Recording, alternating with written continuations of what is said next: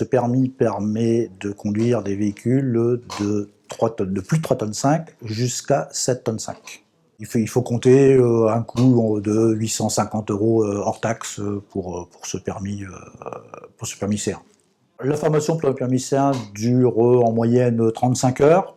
C'est suffisant puisque c'est quand même un petit véhicule, boîte 6 vitesses, donc le véhicule est assez petit. Donc, comme pour le permis poids lourd, on a deux épreuves, une épreuve hors circulation et une épreuve en circulation.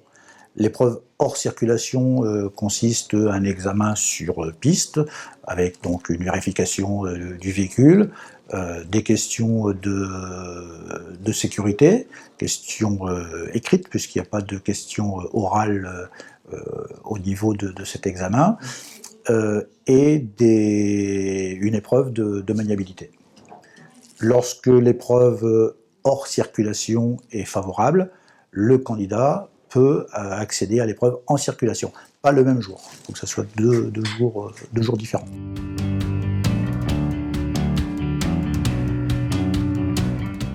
Il faut déjà titulaire du permis B, permis voiture, obligatoirement. Ensuite, il faut une aptitude médicale, délivrée par un médecin qui est agréé par la préfecture. Donc, ça peut être éventuellement le médecin traitant, à condition qu'il soit agréé par la préfecture, naturellement.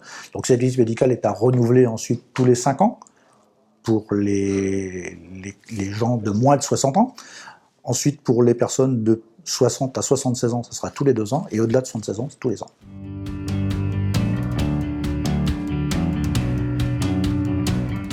Sur un véhicule qui fait au moins 4 tonnes, c'est l'obligation. Nous, on a un véhicule de 5 tonnes, donc c'est un véhicule classique de transport de marchandises, de 5 tonnes. On ne fait pas cette formation sur un camping-car.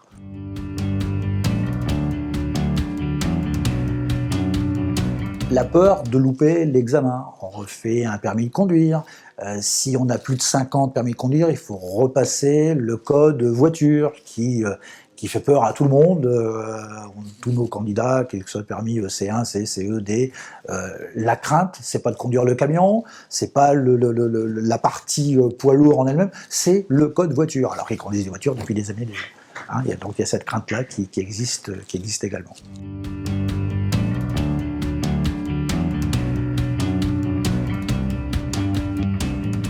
Donc là, nous sommes dans un simulateur de conduite poids lourd. Aujourd'hui, donc, pour la catégorie du permis C1. Chez nous, la majorité des élèves passent sur le simulateur. Le simulateur permet de dédramatiser un petit peu la conduite d'un véhicule lourd, pouvoir faire certaines expériences, puisque on peut conduire avec du brouillard, avec de la neige, avec des fortes pluies, en montagne, en plaine, en ville.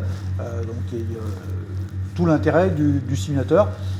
La boîte de vitesse, bien qu'en C1, elle est relativement facile, mais pour les catégories poids lourds, la boîte de vitesse est plus compliquée.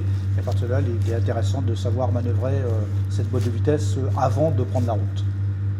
Ça évite beaucoup d'erreurs sur la route. Et puis, là, si on fait une erreur, si je tape dans le rail, là, l'image va s'arrêter, mais il n'y aura pas plus, quoi. Ça va pas.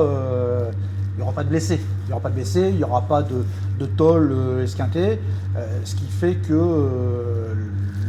le conducteur se sent un peu plus en sécurité et il peut avoir un apprentissage plus en sécurité.